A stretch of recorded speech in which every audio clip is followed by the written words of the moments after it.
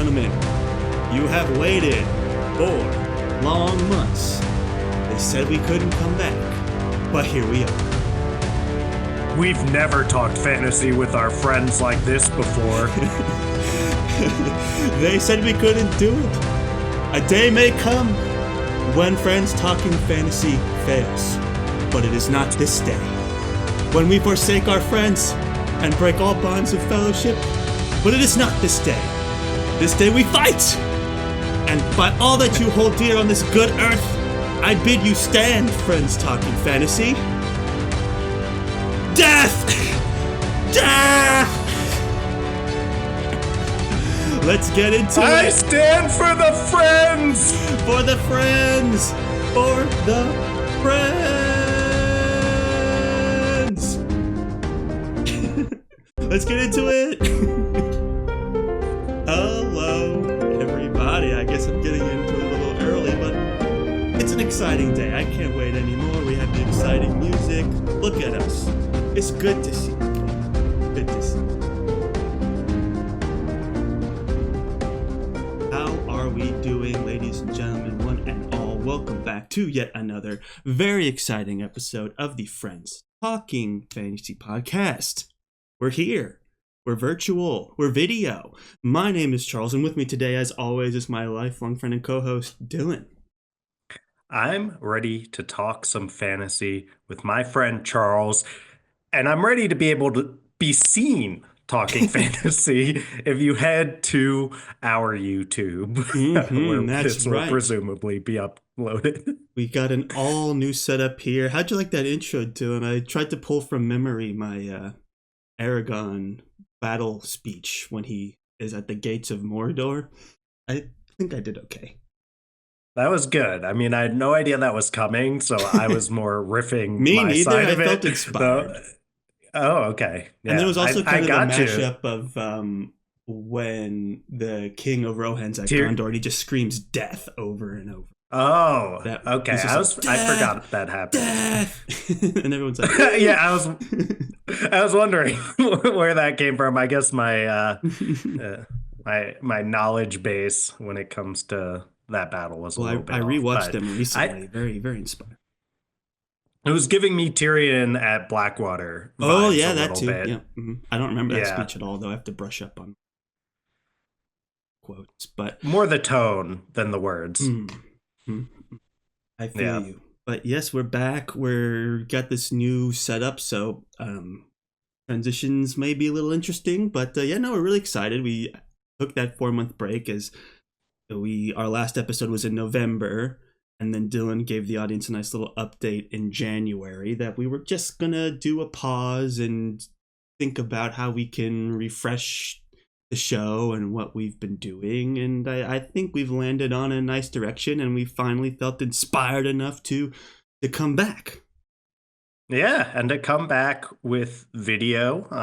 We did put out that call for you all to reach out primarily via email to let us know what directions you wanted to see us go, and we were really, I would say, impressed and surprised by the number of folks who reached out. I tried to get back to all of you. If I didn't, then please feel free to shoot me another email, and I'll give that one a read. But it was awesome. It was awesome to hear from you all out there all over the world, and I think that it kind of reminded us like you all are really out there and are enjoying the show and would play some sort of part of your life, whether it be helping you on your commute over to wherever you're working, or while you're washing the dishes, whatever you're doing while you're listening to Friends Talking Fantasy. It's nice to know that that you're actually listening, and now hopefully you will be watch. I mean, we see the download numbers,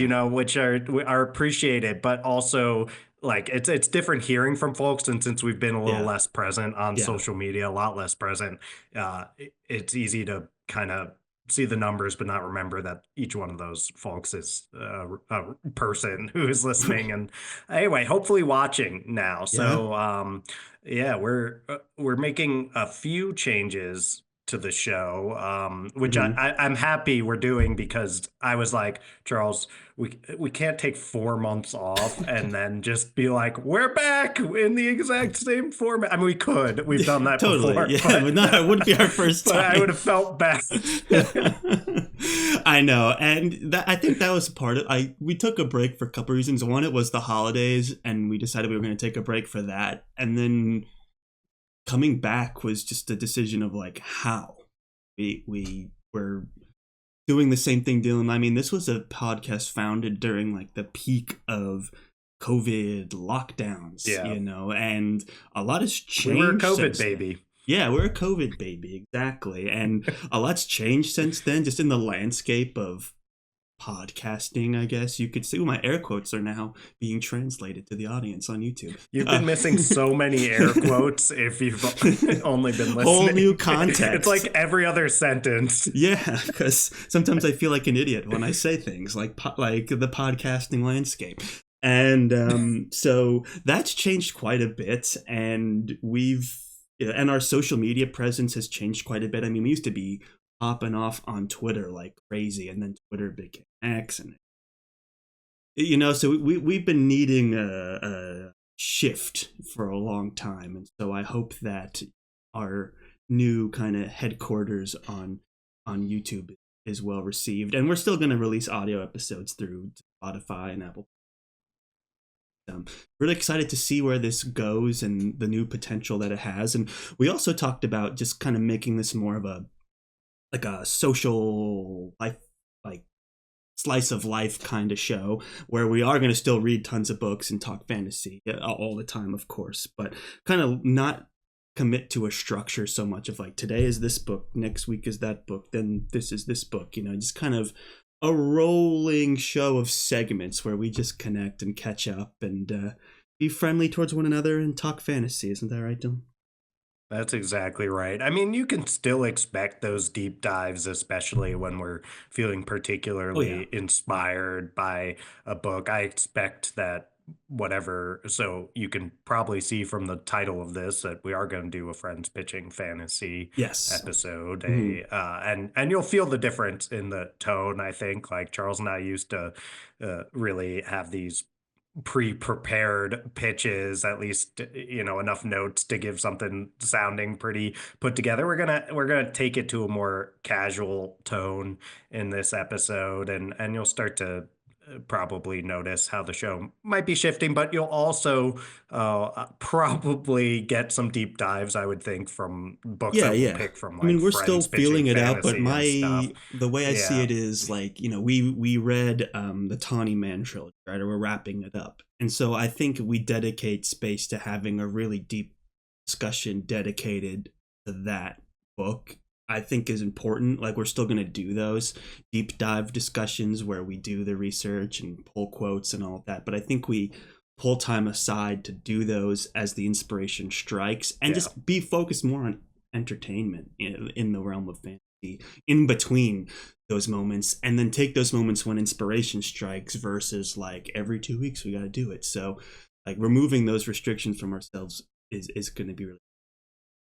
I think that's enough about us, Dylan. I think we need to go ahead and jump into it. That now that we're back, we need to figure out what the heck we're going to read next, because it's been 4 months since we've kind of synced our reading schedules. And, there's a lot of like rogue reading going on between us. And so I think it's good when we come back. It's like, what better way than to just like to resync and pick our next books as our first episode back so that people can know what's coming next. Yeah, Charles has been reading a wild amount of books I during think this I've read like time. 24, And 25 absolutely, books. yeah, I don't yeah. know I why, don't. like the minute the show stops, my inspiration picks up, but that's Yeah, probably going to be Charles our can next talk to episode. someone. Well, what's funny too is I had the opposite reaction, and that's like the least books that I've read in a 4 month period, maybe in the last decade or something. So It's also good. something that I should reflect on myself of, why do I react to the show going away with less reading? But I did do some reading, so Right. there's that. And Uh-huh. and anyway, Charles, like you said, enough about us. Let's get into this friends pitching fantasy. We are each bringing 3 books or series to the table. Mhm. We're hoping that the more chill format of this will allow us to sort all of this out in one episode I to think we just could do talk it. through. Yeah, I think so too. So, Charles, yeah, I guess we have to figure out who goes first. I will say go right ahead, Charles. Thank They say you. chivalry is dead, but I'm I'm going to display it now and give you the floor to go first. Chivalry may be dead, but fit chivalry is another case Alive we'll have and to get well. into in another day. Yes, but I'm not going to talk about fit chivalry today. A Mm. whole lot to say about him, but we'll have to save that for another time.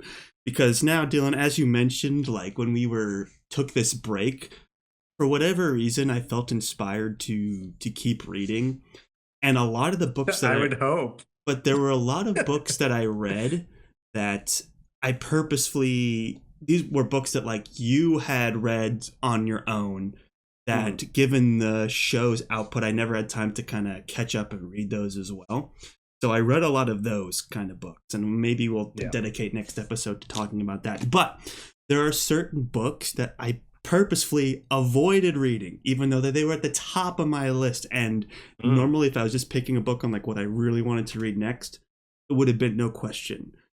But I held because I knew you would have been upset if I'd read them without you, first of all. And two, I wanted to talk about them on the show, and I wasn't going to be like, hey, I'm reading this, so now you better read it too so we could talk about it. Like, didn't seem fair. And so I purposefully avoided them. And so I think those are the ones that I'm going to bring to Friends Pitching Fantasy today because I'm holding them. I want to read them, so that's why they're at the top. So this is 4 months of reflection and building. So you know these picks are going to be top tier. And I'm going to open it with The Daughter's War by Christopher Ooh, Buehlman. yeah. This, and look at this video format now. I could show off the book. Beautiful cover. Yeah, so I mean, Dylan, we read The Black Tongue Thief, I guess it's like 2 years Mhm. ago now, and we absolutely loved it. It's right up our alley with this balance of like, it's grimdark inspired, but it's really poetically written.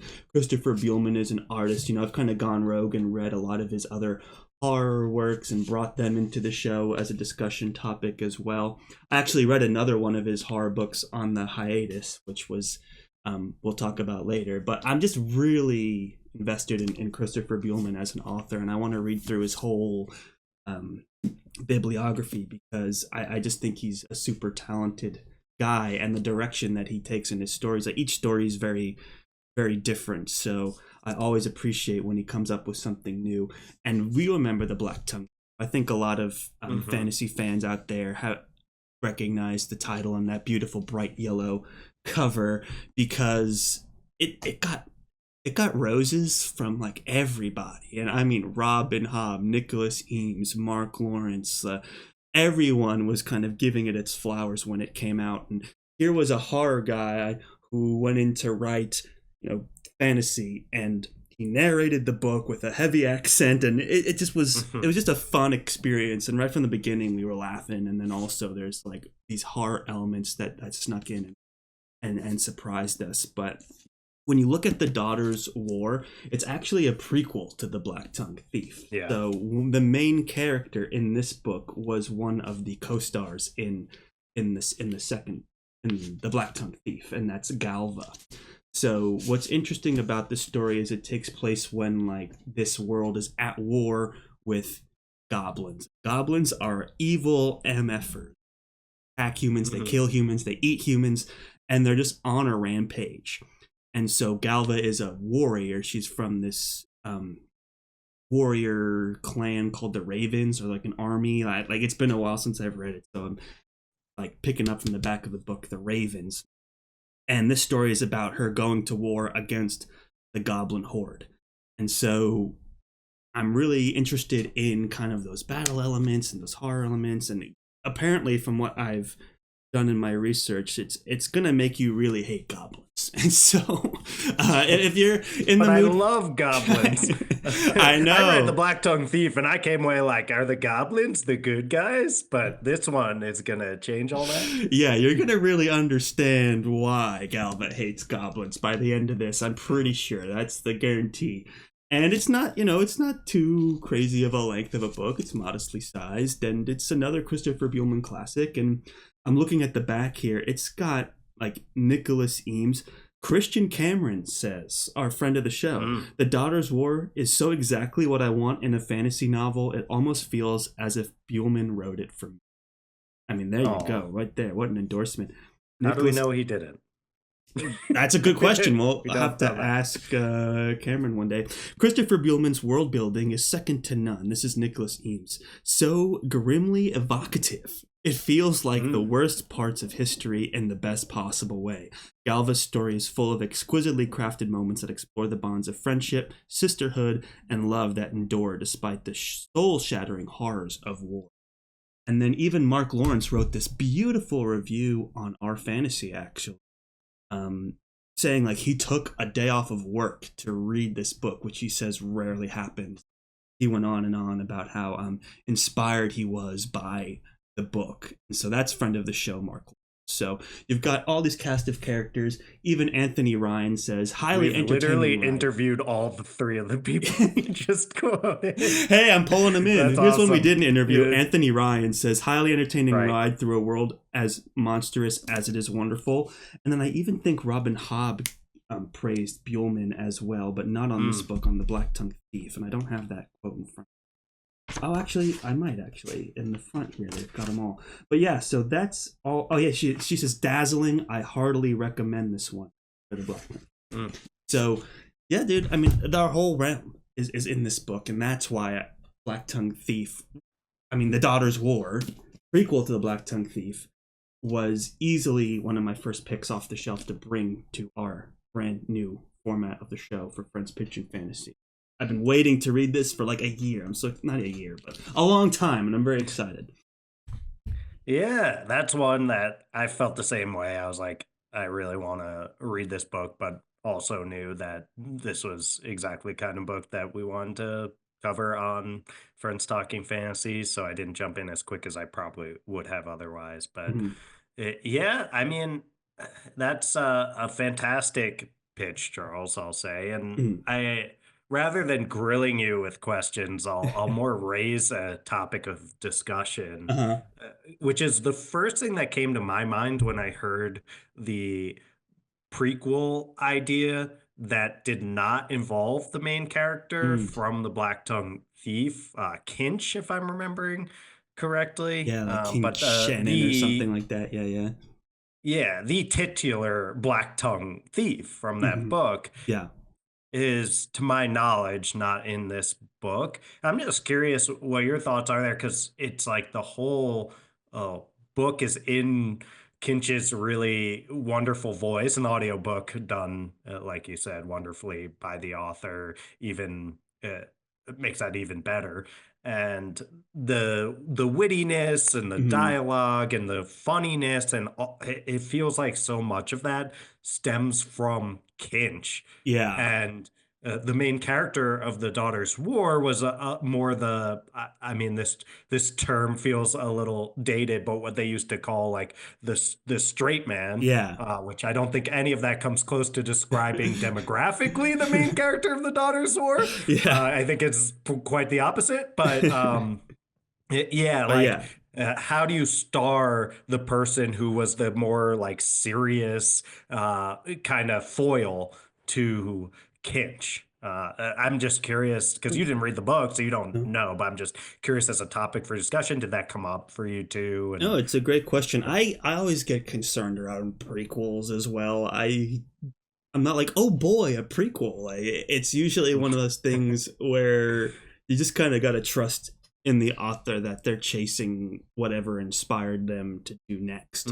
And that's where I come from with this, plus the endorsements, plus it's got like a 4.28 on Goodreads with over 6,000 ratings. But I agree. I wonder if the tonal shift here. I wonder if there's any comedy in this at all, and if it's just more focused on like dark fantasy, adventure, even horror. I wonder if it focuses more on that. But I'd be curious, and that may be why he was inspired to do a prequel, was to give Galva more of a dynamic personality. I have no idea. But that was my concern as well, because I love the Black Tongue Thief in the Black Tongue, and I would happily read a sequel to that and watch him continue on his adventures and his antics. But to cut him out completely after the book was so popular and so well received, to then go back into a prequel right away is interesting. But I trust in the process. Buehlman likes to write different voices and kind of create new voices, and I've learned that from reading some of his other books. Like, he has a character that's like a vampire from Brooklyn in like the 60s or 70s, so it's like he goes all in and commits to these voices. And I'd be curious to see what he does with Galva. I think it will be interesting, and if that's what he was inspired to write, I'm along for the ride. I'm not gonna question it too much. I'm willing to give it a chance, at least. Yeah, that's well said, Charles. A lot of times the baseline becomes like, do I trust this author? And if the answer is yes, like it definitely is with Christopher Buehlman. For us, it's, or like, do you some of trust my Christian worries Cameron? Do you are, trust Nicholas Eames? Do you trust Mark Lawrence? Do you trust Robin Hobb? Like Anthony Ryan? yeah. Yeah, so I do trust them, yeah, but I did notice I don't think any of them mentioned the word like funny or witty or yeah, anything like that, which was a very common descriptor for the Black Tongue Thief. So it's a yeah. different tone. It sounds like, I what was didn't that I word? didn't That expect phrase, it. grimly evocative or Yeah, something that like was that. Eames, That right? was a good turn of So phrase by him. grimly evocative. It feels like the Yeah. worst parts of history in the best possible way, which I kind of get that from Buehlman. I think that's well stated from our friend Nicholas Eames, author. So that's going to be a strong contender for sure. And I think the Oh, only definitely. thing that could go up against it and compete with it really is the sequel to the book that was like our top pick of books we read last year. And I'm, of course, talking about The Fires of Vengeance, which is book 2 of the Burning series by Evan Winter. This was another one I was so excited to get into, and I had to hold myself back. I had to restrain myself from picking this up because I knew that you were just as invested in reading it as me. And it's one of those books that it's so exciting. The action is so good, and Evan Winter just impressed us so much with the first book, which is The Rage of Dragon, really popular debut fantasy novel from a really talented writer. Another one with an Anthony Ryan endorsement on the cover. I called him a major new talent years ago now, 5 years ago. But this book came out in 2020, much like French Talking Fantasy. And we just have not gotten around to reading it. I don't know why. It's like when you say, hey, this is the, like, Rage of Dragon is the best book we read this year. And then, oh, you should read Fires of Vengeance. It's like, yeah, of course. But then a year goes by and you haven't picked it up. And so we even, I think I remember on our, like, we have an Audible problem where we were trying to use up all of our credits. One of the ones that I spent one of my credits on was The Fires of Vengeance, because you had already owned the book, right? So Yeah. yeah, just being able to pick this one up was, now to have it, to just have it burning on my, it's just taking me all that. And I think that's because, like, I don't know, to me it was all about the action and how exciting it was and how great the world building was. I've said this a couple times when talking about the show, but it's like the Upside Down and Stranger Things meets like the power scaling of Dragon Ball Z. It's like a crazy combination that just really grabbed me and entertained me. And it's been a while since I've read Rage of Dragons, so I wonder how much I'm going to retain. But I am very excited to dive into The Fires of Vengeance, and I'm sure Evan Winter will keep me up to speed on what Tao has been up to. And it the first book kind of ended in a way that implied there was a larger story unfolding in in book 2. So really excited to get into it.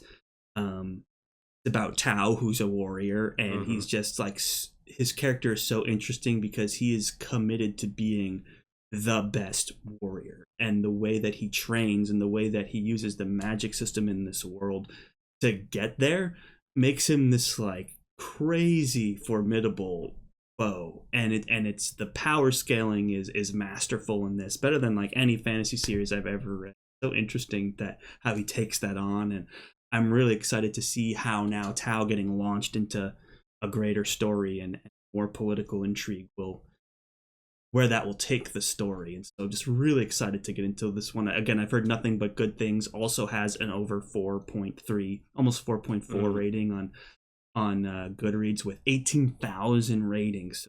Super popular book. And yeah, just excited to dive into it. Yeah, that's awesome. And I'm definitely detecting a theme here, Charles. You're kind of going back to these series Mhm. that were extremely enjoyable to us, but we haven't really gotten around to reading the next book. In the case Yep. of The Darts War, the prequel, but still the next book. Yep. And I mean, like you said, Rage of Dragons won that March Madness tournament for Yep. us right about this time last year, Yeah. where we ended up deciding, hey, that was our favorite book that we read this year. And it's something I think that is very like true to doing a podcast rather than just like reading for fun, where we're looking for some of Right. that variety for the then the listeners, but now also the viewers, Charles.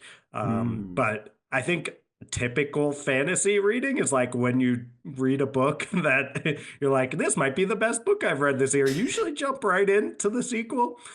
So amazing restraint on your part, Charles. And Thank you. yeah, I'm super excited that I'm super excited about the prospect of the Fires of Vengeance. It's Yep. like you said, we love proactive characters, and Oh Tao yeah. is just the like epitome of that. Yeah. I'm I'm curious. I am like, oh geez, that third book, who knows when that's coming out? Kind of Yeah. it's one of those series in that kind of mode. And we Mm. won't dwell on that whole thing, but that always provides a little bit of reservation. Yeah. Where yeah, whereas someone like Buehlman, we know just like cranks out books, Right. and And this if is a I wouldn't be prequel. It's shocked kind of if a yeah, standalone story. You're not yeah. going to be left on the hook for an indefinite period of time. That's true. We know what happens next because we read it. So that's I guess the nice part of the prequel, even though a lot of times prequels uh, don't hit the same. I think Buellman would be able to deliver. And it sounds like sometimes there's the second book slump, the sophomore slump Mm. for just like new debut authors, which Evan Winter was at the Rage of Dragons. But based on those Goodreads ratings and what I've just heard from anyone talking about it, like Fire to Vengeance sounds like it's just as good. So, Mm. yeah, no real questions coming to mind, but Right. Then we can that's just yeah, power that's through to exciting. my third and final pitch here, and that is, I don't have the book in front of me, but it is Robin Hobb's Rain Wild Chronicles, Hmm. beginning with, I believe the first book is Dragon Keeper by Robin Hobb. Mm, Now, we had finished the Live Ship Traders trilogy on the show, yes. which was one of the last books that we discussed on the show. And I'm very glad that we did that because that series absolutely blew me away. And I love those discussions that we had on the show. Robin Hobb, like, we just feast on Robin Hobb, character work and her thematic development. We just are able to have such rich, engaging discussion about her work and analyzing her work. And then over the break, we kind of both jumped into the Tawny Man trilogy. And Hmm. Tawny Man trilogy, I'm so excited to talk about that on the show too, because that series blew me away in so many ways. And it was just so amazing. And now I'm like, is Robin Hobb like one of my top like 3 authors of all time? Like, Mm, she very well may be. And that's a lot of reading to go from Live Ship Traders to the Tawny Man trilogy.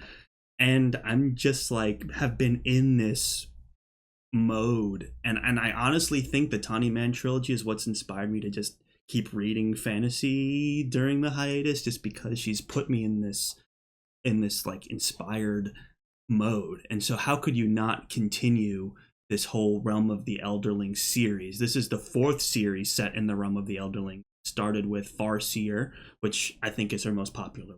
Assassin's Apprentice is the beginning of that series.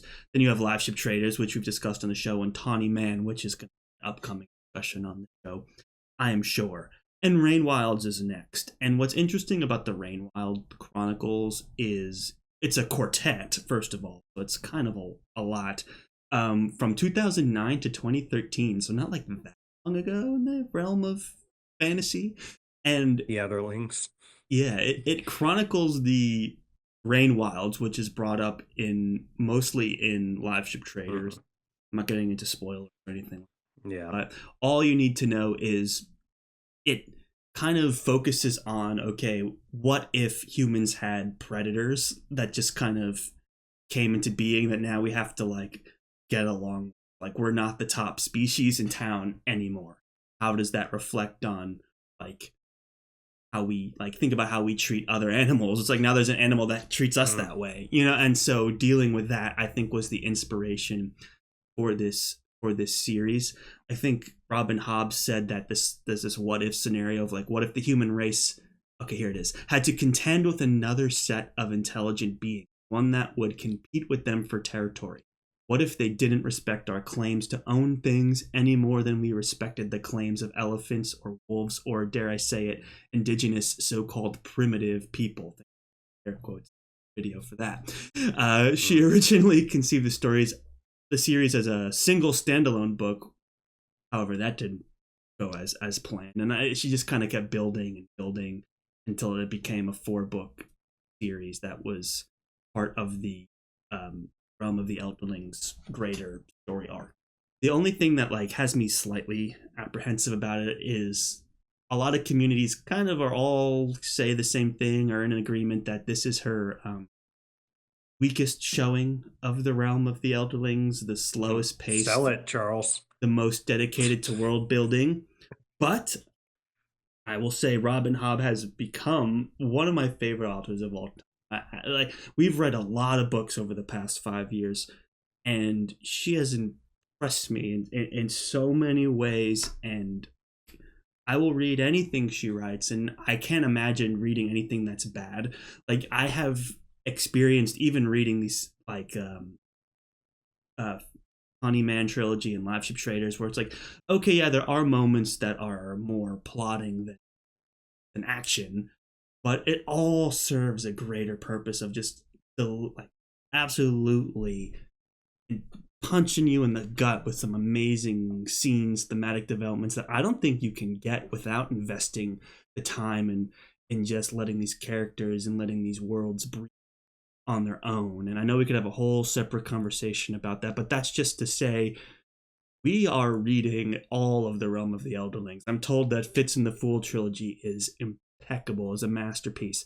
And so I'm ready to get there. And if I have to invest in Rainwild Chronicles, which I'm sure is going to be just as insightful and interesting as the rest, to get there, I am happily, eagerly excited to get into it, starting with Dragon Keeper by Robin Hobb. And that's the pitch. That's a strong pitch, Charles. However, I have a couple apprehensions. Mm-hmm. Starting with, I'm only like halfway through the second book in the Tawny Man trilogy at this juncture. That could present a problem. So you're basically asking me to read probably like, knowing how long these books are, probably like 1,000 pages in time You're a get ready to professional. read You this got next. it. You got it. I don't know. I don't know if I'm that professional. And so that is definitely a reservation for me around that. And I am excited about reading the rest of the Realm of the Elderlings. And I will say though, Charles, as you get into this idea of, oh, the Rainwild is kind of the slowest, the most focused on world building, all that kind of stuff. Like, I have been loving the Tawny Man trilogy, Mm-hmm. and it is awesome and super reflective, and it gets really even deeper into the profile of a character we've come to know really well Mm-hmm. already, uh, and also just I think age wise, like kind of close to some of the things that you and I Reading are Fool's Errand probably was creepy. grappling It was with. creepy. Yeah, that so timely. But I will say that I think I've been in kind of a reading slump, as I mentioned. I do think that whereas Tawny Man like catalyzed your huge fantasy breakthrough of reading whatever 25 books in the last 4 months, it has, for me, I have noted how slow it is and Mm-hmm. ponderous at times because while I would say the first book in the Time Man trilogy, which is that Fool's Errand? Is Yeah, that's that the the first one. yeah?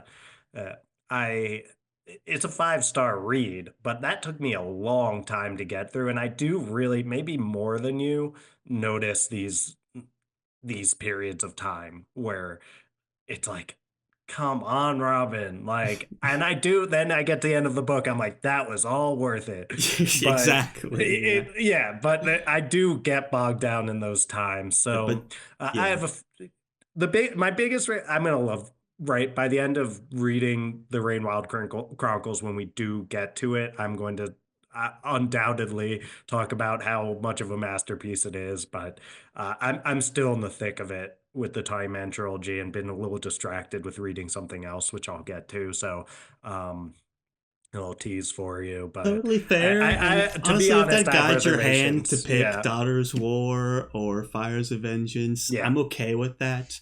Was this my excuse to say how much I enjoyed Robin Hobb over the break? Maybe so. But I agree. And I feel like when we have more dedicated conversations to the Tawny Man trilogy, we can explore that in depth. But I do definitely feel like the duration is kind of a double-edged sword, if you will. Like, how good was mm, the ending of Fool's Errand? But it's built on the backs of all of those moments, even in the Farseer trilogy. The yeah, ending is only as good as your experience with the Farseer trilogy and the beginning of this trilogy up to that point. Like, you can't get payoffs like top payoffs of all time without that investment. And so I will invest in Rob.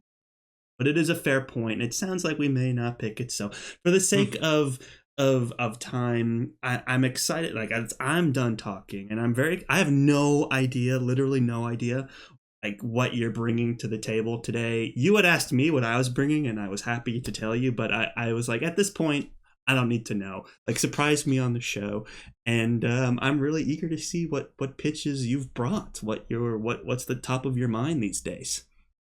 for sure. And I was just, I wanted to make sure we weren't duplicating, which Yeah, is why fair question. yeah, I asked you. And then when I saw there were no duplicates, I didn't offer. I mean, if you asked, I would have told you. But, Mm. um, yeah, so I assume I'll pick from yours at the end. We'll pick at the same time, end of the I episode, or think that's fair should because I go it now? might be Yeah. interesting to know like what you've picked and like yeah. Yeah, for sure. And Charles, this is the book that I did get distracted by. And I believe Charles, is this you recognize this? You recognize this I at don't all? you And now that we're on hold video, do you it recognize closer to your this? face. It's cut. Oh yeah, it's not on the. Yeah, this is a Put it technical right over your difficulty. head. Whoop Oh, the whoop. bookmark. Yes, Okay, yes, I recognize you that. recognize that? That was the gift from my wedding. My wife made those Yes. from scratch. She poured resin into molds and arranged flowers in them. Like, but how is that holding up for you? Doing its job?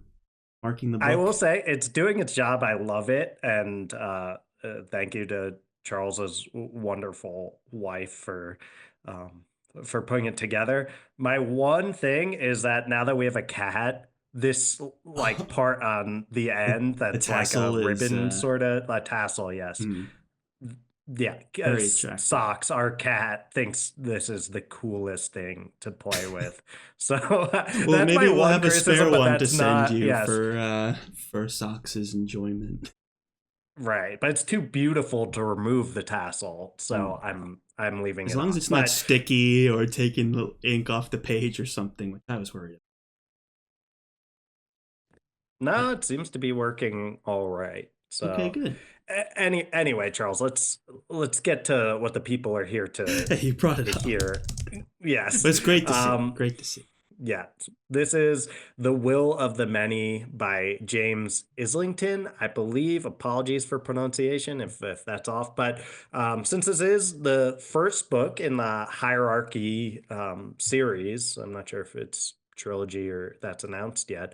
Mm. I will read some of the summary to give you an idea. My other two are not first in a series, so I won't be doing that for spoiler reasons. But all right, the will of the many. At the elite Katenin Academy, a young fugitive uncovers layered mysteries and world-changing secrets in this new fantasy series by internationally best-selling author of the Lycanius trilogy, James Islington. This is Audi Vidi Tas.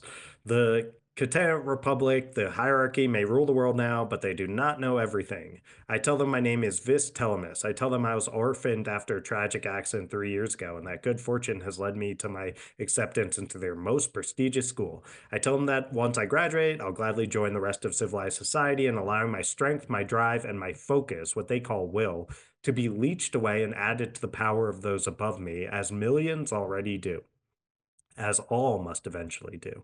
I tell them that I belong and they believe me, but the truth is that I've been sent to the academy to find answers, to solve a murder, to search for an ancient weapon, to uncover secrets that may tear the Republic apart.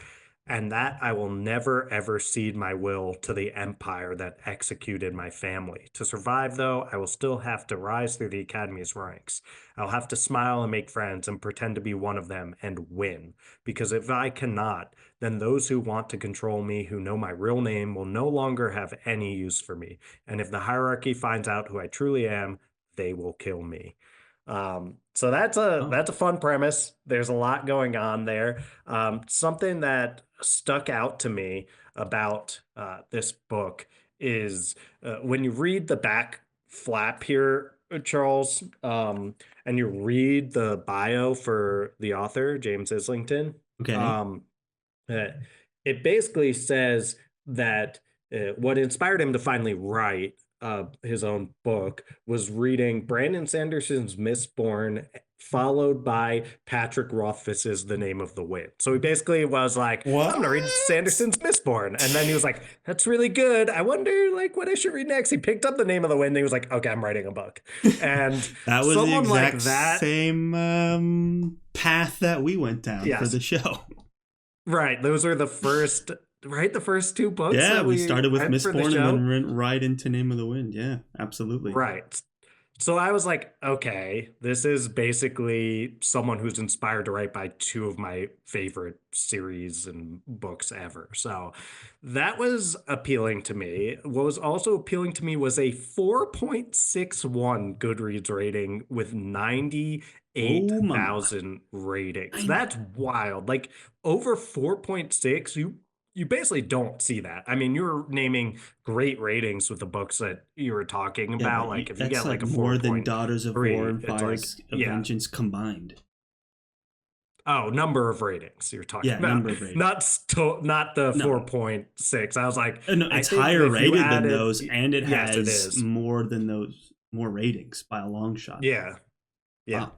So I actually started reading this, which is it's a chunky book, which you can now Yeah, see it's if you're formidable. It's it's formidable. formidable. Yes, it is. And it is I think I was worried because I was in that kind of reading slump and I was like seeing though that this was not a slow chunker. This is one that has a lot to it and a lot going on pretty quickly. So I was like, okay, I'm gonna give it a go. I've been wanting to read this book. So I am like 200 pages into this book. And even in those first like 200 pages, there is so much happening. There's so much intrigue. There are so many like events that have happened that have taken me by surprise, especially one that just happened.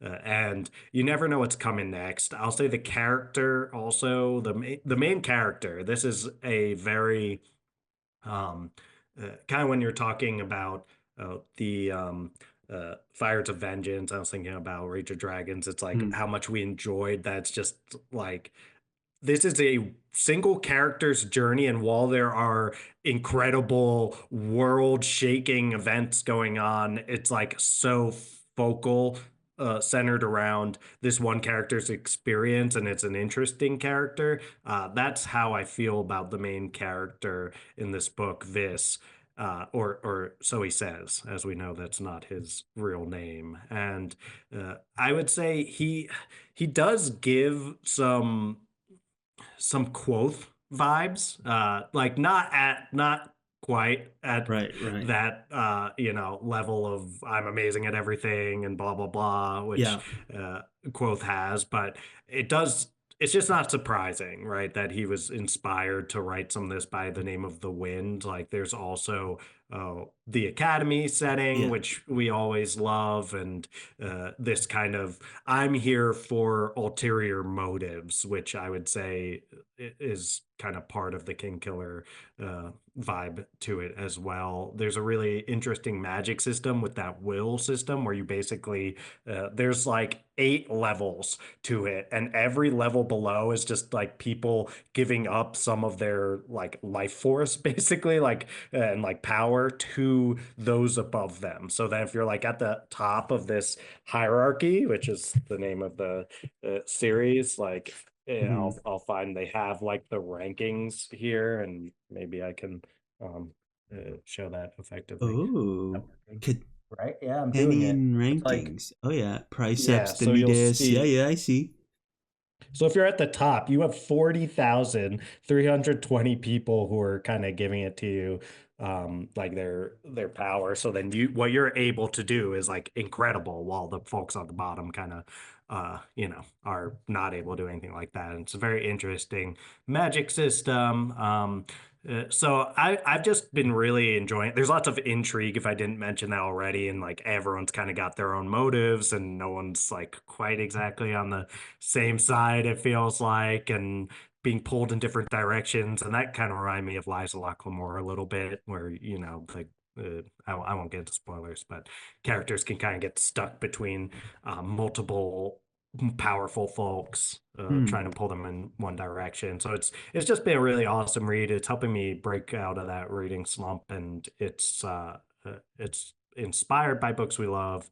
It's really well written. Is It's it got those first amazing person ratings. present tense? Is Oh that yes, yes, yes. like I've been you were meaning to reading say the that. summary and I was like, Yes, is this the whole book in first person present tense? That's an it interesting is. choice.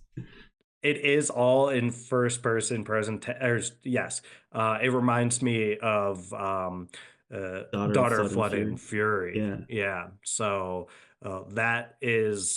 that's the only other book I've read with this kind of thing. But it kind of, as with Daughter of Flood and Fury, you kind of stop noticing any oddness to it as you keep going with it. And toying with tense is fun. I wonder why. I'd love to talk to James Islington about that choice. But anyway, that's for sake of time, I'll So call it you've there with Will of started the Many. reading it, you said. How far in it are you? Yes, 200 pages about. Okay, and then it's how like is it entertainment action driven? I imagine from the first person, or is it more stoic? Like I'm just trying to get a sense of what It's kind certainly of book not it is, because the stoic. cover makes it seem very Mm, stuffy. Like I recognize the cover, like I see it all the time, but then I'm like, it looks like a Roman fantasy, mm, pillars broken.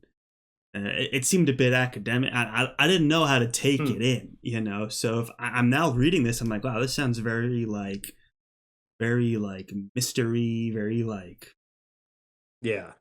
action, very like I'm in the middle of this intrigue. No one knows who I am. Blah, blah, blah. Yes. Is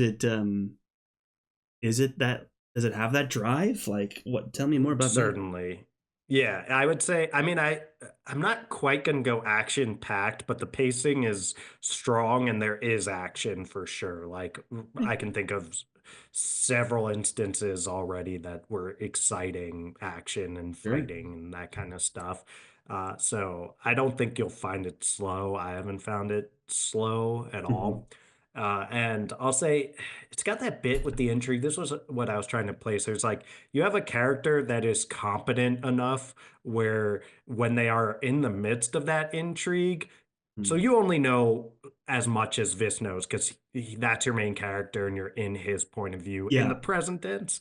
But he sometimes when you get stuck in that, you're like, dude, why are you doing this? Like, why are you not like think for a second? How do you not see this? And it's like, that's a lot of books. That is not this book. Like the character is competent, and anything you're kind of thinking about, he's likely picking up on as well. But he's also not like, super genius that puts everything together in a way that's boring because he doesn't have all the information too. So I feel very like along the ride with the character, which is maybe part of why the present tense works. It's like you're right there. You're not lagging behind probably, but you're also probably not way ahead because you got the same information.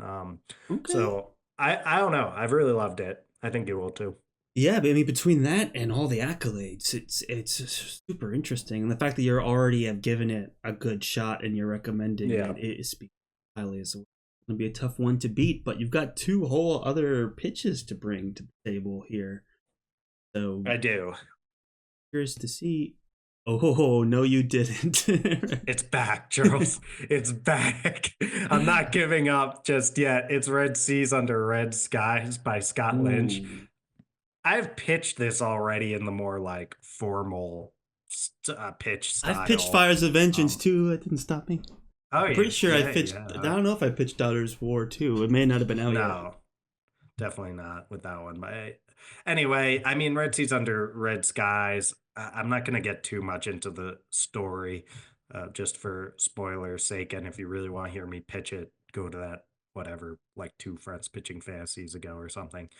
But 4.25 on Goodreads, 141,000 ratings. Book two of the Gentleman Bastard sequence, and it is swashbuckling, fun adventures where we follow, our favorite potty-mouthed thieves as they continue Top tier their potty mouth. yes, Top tier. yeah, or Charles, you haven't read this yet, but you can attest to the Lies of Locke Lamora's amazing dialogue and witty That banter I can. and just creative cursing and insults in the way that you loved. I mean, you loved the Lies I of loved Locke it. Yeah, it was Lamora, and great. like, yeah, you're gonna love this book too. Like, uh, I do think this is my sell it moment. Like, I do think that it's not as strong as The Lies of Locke Lamora. Like Mm. that book is one of my favorite of all time, but it is still a strong installment, and especially if you're in the mood for more swashbuckling and high seas adventures after we love the Live Ship Traders trilogy, then this is gonna hit that spot for you. So, yeah. I'll save any longtime listeners know Charles's sordid history with this series, ranging Yeah, I from think like like this is also a threat as much as it is a recommendation. I mean, I think being off of social media for the most part, like, You haven't I been able don't to think use it we're going to against hear me. it to the same extent, like, especially because it's a second book. So I really don't think you're going to get anywhere near the flack that you did about the Lies of Lockamore if you don't pick this. So I'm not going to threaten you with that. I'm not going to start any campaigns against you or anything, Charles. Mm. Ain't nobody got time for that in a post-pandemic world. But yeah, you're gonna love the book. I mean, you're gonna love this book when you finally get around to reading it. So Of that's course, pretty of much course. with the Lies of Yeah, I've been Locke, eyeing or that one sorry, for a with while too. That's Red another Seas one Under Red that I Skies. wouldn't have read without, bringing it to the show either. I Yeah. was like, "Oh, I read that over break." You'd have been like, "What?" You would have never let me off the hook with that one. Yeah, I would not have. I mean, this is one because our show has that whole history of the campaign, getting you to read Lies of Locke Lamora and you Hmm. stubbornly holding out for additional years upon those you already had held out prior to starting the show, and the petition, the The last change.org time we came petition back, that. we had read Lies of Locke. The last time we came back. Oh, that's true. I didn't So even it's think kind about of that. Friends Talking Fantasy tradition. That was like our big Yeah. splash of like, we're back. This chapter is closed. I've read this book Yeah. now. We can move on. We can all move on with our lives. But Charles, let's not move on from the Gentleman Bastard sequence. What a Let's move pitch. forward with it. And speaking of moving forwards, our Yes, final pitch of the day is upon us. it is. And this is another book. I mean, there's kind of a theme to I think Oh, both I of didn't even know our this was out. The Ending Fire? yeah, Wow. The Ending Fire, the final book in the Ending Fire trilogy by Saara El-Arifi, friend of the show. And uh, I mean, check out another beautiful cover in this series. I Fantastic. do. They all look great together too. Like they're I all had the different thought, I was like, color when is and this book going to come out? I totally missed it. That's yeah, it came out a fantastic. while ago. September And we meant 24, to, not that long ago. I mean, that's like what? Like that's 6 months 6 months? ago. Yeah. I mean, it's a while. It's a while to not. But anyway, Charles, you've been like locked away in your room reading books. I Hmm. don't even know if you've been going to work, if I'm being honest. But somehow you didn't hear about this because not really on social media and haven't left your room in the last six Yeah, months just that'll do reading. it. So yeah, so let me catch you up a little bit. Again, not gonna give really a summary. This is a third book, and a lot has happened in those first two books. Uh, but just to give folks who don't really know about this series, it's inspired by African and Arabian mythology. The series has had great action, really fast pacing, like these complex gray characters. It's ranged from that first book was it kind of gave some Hunger Games vibes, I would say. Like there's kind of a competition that things were centered around, but it was, I felt, a much stronger book than the Hunger Games. Hmm. But I know Hunger Games is like, it's back now, so maybe I Yeah, shouldn't it's having a take any shots at resurgence. it. And It's that's just another present tense, isn't it? Or at least Hunger the Games? original Hunger Games, I don't weren't they remember. present Dude, I read tense? those in college, man. That was a long time. That was a long time ago. It was a I, different time. it was a different time. But Yeah, yeah, I got more here, let's Charles. hear it. Let's Not a hear it. Let's hear ton, it. but yeah, it's so this is basically just we love the first two books. It's got that awesome world building based on the whole like magic being dependent on the color of your blood and that being tied into the caste system. It is right. Saara is an awesome author, great interviewee. Like we got so much positive feedback from that Saara interview, and I mean, we could even see if she wants to come back. I know she's big time Sunday Times bestseller now, but He came back for we the battle she drama. did post Sunday Times bestseller. So yeah, she didn't forget about the So little down to people earth. over Yeah. here. Yes. But I mean, really, as you know, things were gearing up for a really exciting climax with the end of book two, and the scale of everything has gotten way bigger as the series has continued. And honestly, I'm just really excited to see how this thing ends. We have to finish out this series at some point. Yeah, It might as definitely. well be now, right? So, Sure. I mean, I don't have that much more to say. It's another one of these. You've read the first two books. You love them. We love them. We love Saara. It's going to be awesome. If you want to read this one now, go for it. If you want to read one of the others, go for that too. You really can't go wrong.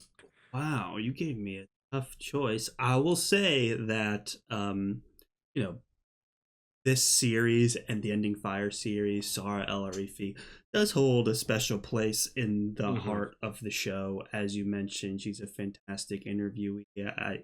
We got to read the final strife and the battle drum as arcs, and we got to interview her. Like interviewing Hmm. Saara like the week before the final strife would go on to become a Sunday Times bestseller was very exciting. I don't know if we've ever been more cutting edge in the world of fantasy than when we did that, and that Yeah. was very cool. And I love that series. Like you said, it starts really strong. And I actually over the break I read Feybound. So I had Oh, Saara in you my did, yeah. yeah, I read Feybound, and I had Saara in my mind the whole time. I was like, I've been wanting to read this, support Saara. I'm gonna give this a go, and so I'm a big You fan. stepped into the romantasy world again, Charles, after you felt It is not the same kind of romantasy as yeah. the other romantasy that we've read on the show. Like, trust me in that. It's Saara does it in her own style, so it's not just like pornography, which I have nothing against. I have nothing against, but Which series are you referring to there, Charles? could be anything, right? So, Right. but no, so I'm a big fan, and I totally missed one ending, and I've been like walking around Barnes and Nobles and like other and like secondhand Just bookstores. wandering around aimlessly for months reading books I and always pop in and look, right? I go to my local like bookstore, my local secondhand store, and the mm, local Barnes and Noble. So I always pop in just to see what's going on, and that's where I got my nice copy of the Eve was the secondhand store. But anyway, I see the final strife everywhere, and I see Feybound everywhere, but I'm like, when is that ending fire going to come out? It shows how much I've been plugged in these days. So it's really exciting to hear that it's in the foray, and definitely a strong contender. We have some tough choices to make here. I yeah. think now we go into the second phase of this, where we each pick one, and then there's the final phase with hold to the end, which is very exciting and new as we enter a video age of the show. But Mm. for now, we need to figure out what the heck we're gonna read next. And so you pitched 3 books to me, I pitched 3 books to you. The way we do this is I'm gonna pick one of yours, you're gonna pick one of mine, and those are the Hmm. next 2 books that we're going to read on the show. I think the long term, I would love to do something like this live if there's an audience for it, and have people voting as we're talking and commenting as we're talking to get more informed decisions. In the past, we've done polls on social media, which I think we should be getting back to when we find our new community online. I think that would be super cool as well. Just to get things going, though, for the sake of progress, I think we just need to dive right into these and pick.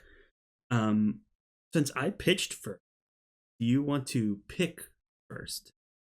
Yeah, sure. I'll go ahead.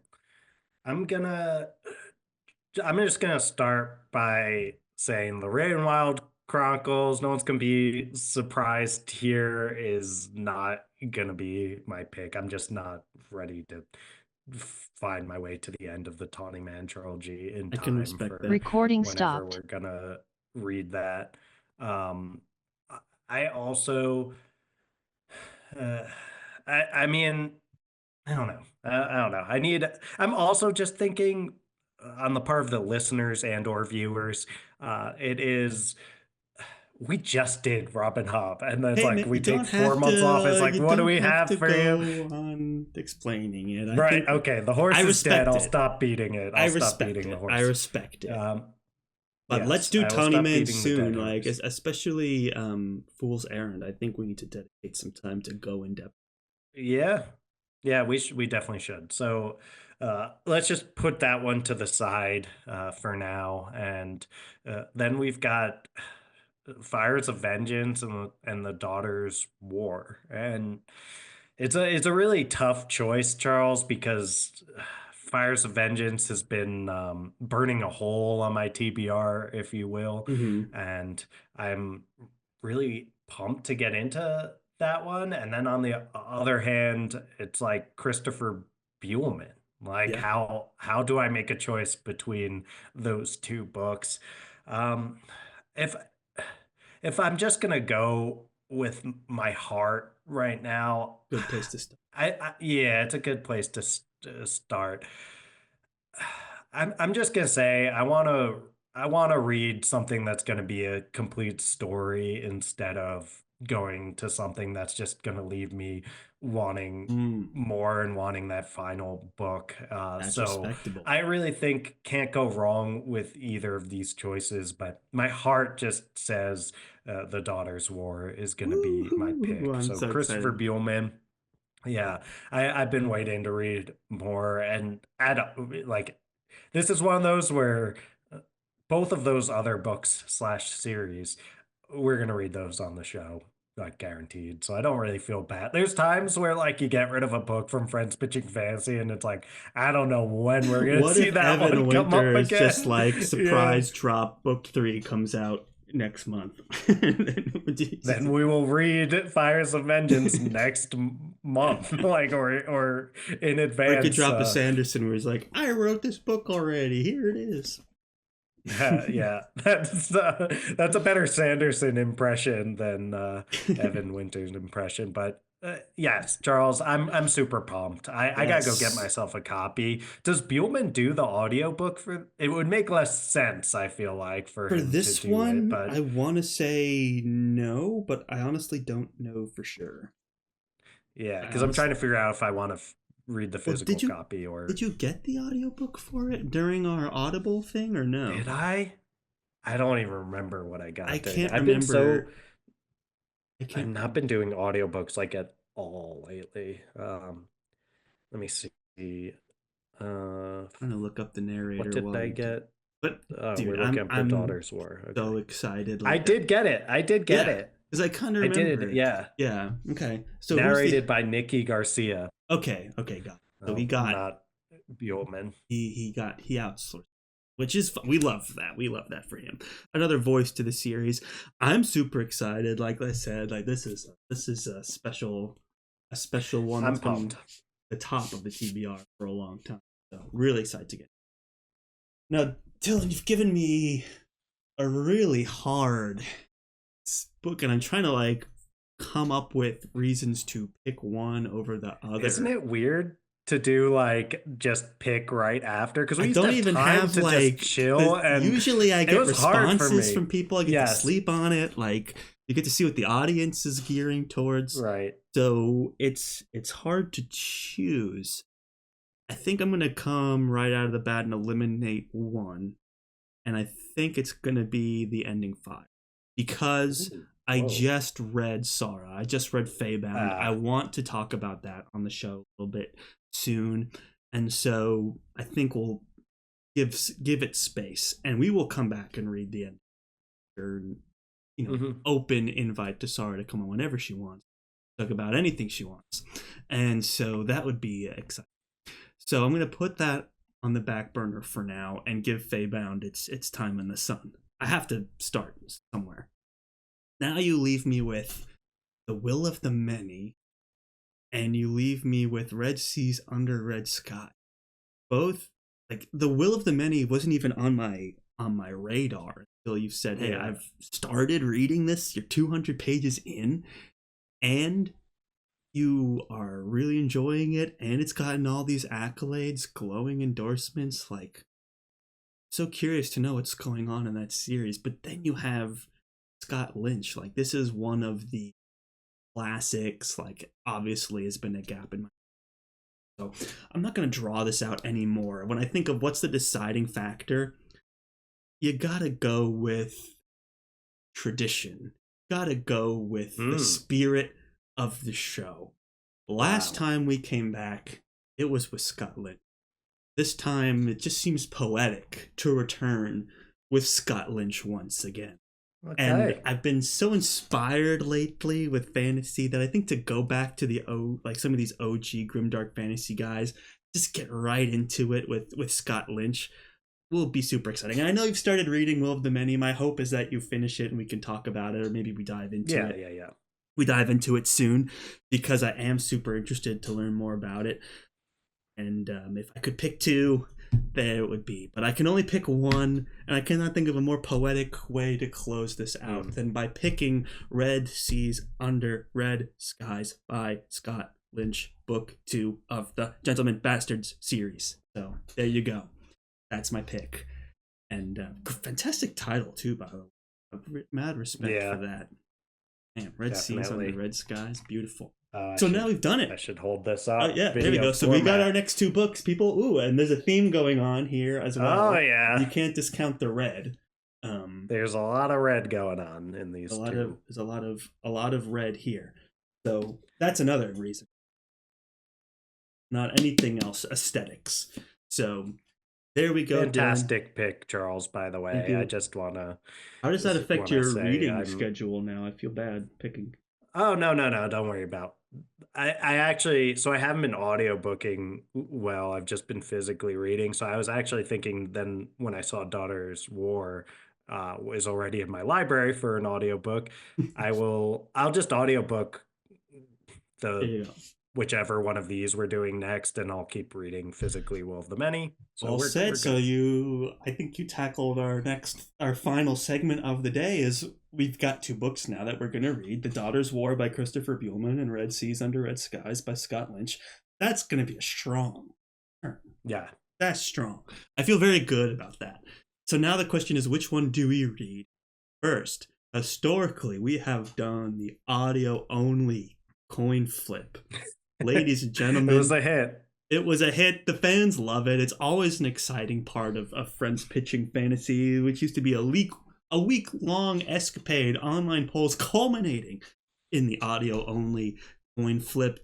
Our descriptions of the coin spinning in the air, Dylan calling the coin landing, us telling you what side it landed on. All very exciting. But I'm pleased to say we are in a new era of Friends Talking Fantasy. We are incorporating video into the show. Are you guys ready for? Let's hope it works. Here we go. Bum. Whoa. The virtual video coin flip. You will get to see in real time the coin flipping in the air. So because I'm going to be the one flipping it, since this is all on my computer, I will give Dylan the honor of calling it in the air.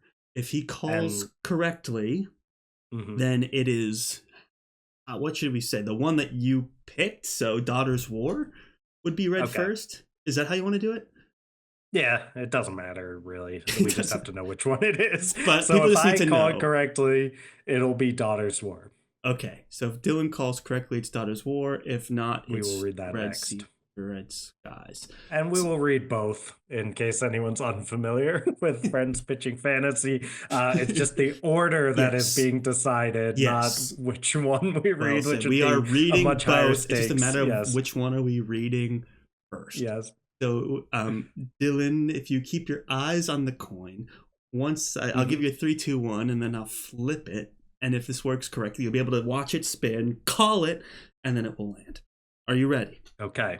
All right, 3. I am ready. 2, 1. It's in the air. Tails never fails. He calls tails. What is it, ladies and gentlemen? And it's tails. Wow. Fantastic. He called it. Tails never fails. Ladies and gentlemen, that is it. We are decided. We are next reading The Daughter's War by Christopher Buehlman. Super excited. And then shortly after that, we have Red Seas, Red Skies by Scott Lynch. This is a do not miss scenario. Dylan, well done on the coin flip. How you feeling? Tell the people at home. I'm feeling great. I mean, it's great to come out on top from another coin flip. I feel like my record is like very good on the coin flips. So it's nice to keep that streak going. But most importantly, we've got 2 amazing books coming up.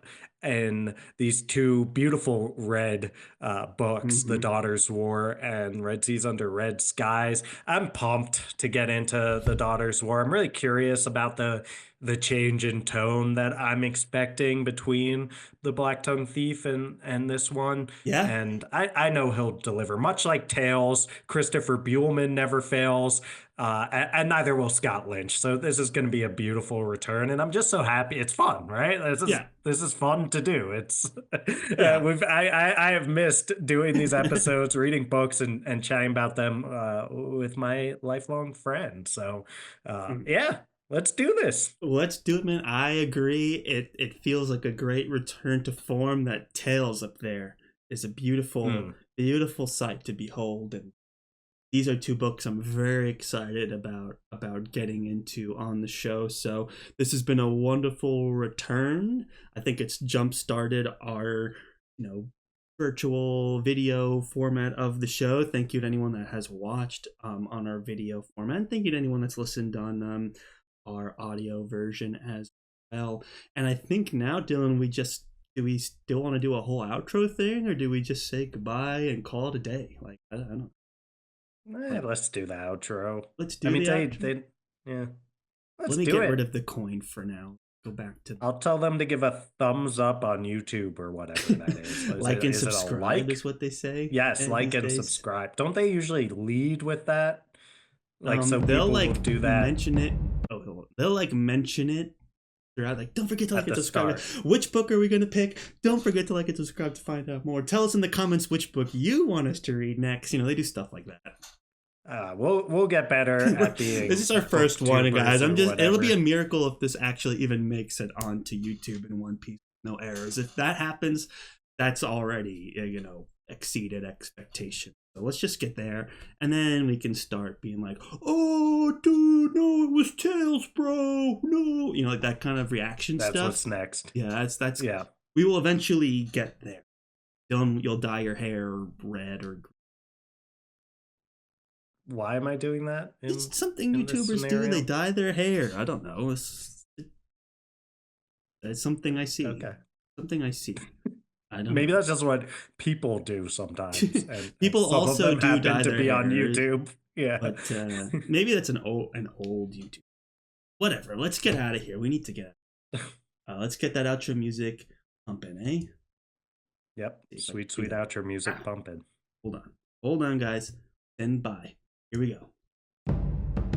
Thank you, everyone, one and all, for listening to yet another very exciting episode of the Friends Talking Fantasy podcast. I'm trying to remember what I do next.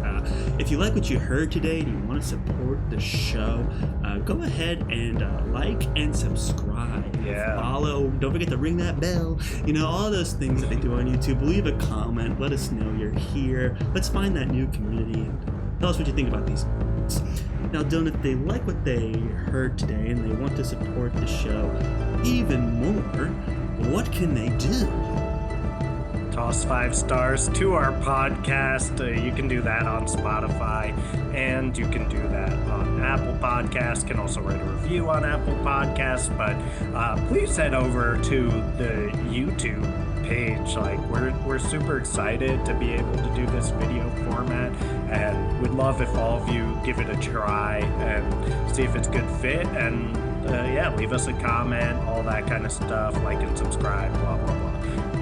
But you don't have to do that. No one's going to make you do that, because just watching or listening, just listening is enough. Watching, listening. So, well said, Dylan. Just listening. Yeah. So much more than enough. Thank you to everyone that has watched and has made it to the end. Thank you all so we didn't much. Pitch our social media, Charles. We're not that removed. Where are we trying to get people to go? But I mean, YouTube, right? Like a typical YouTuber would probably still wouldn't they at least make their Instagram and Twitter X thing available?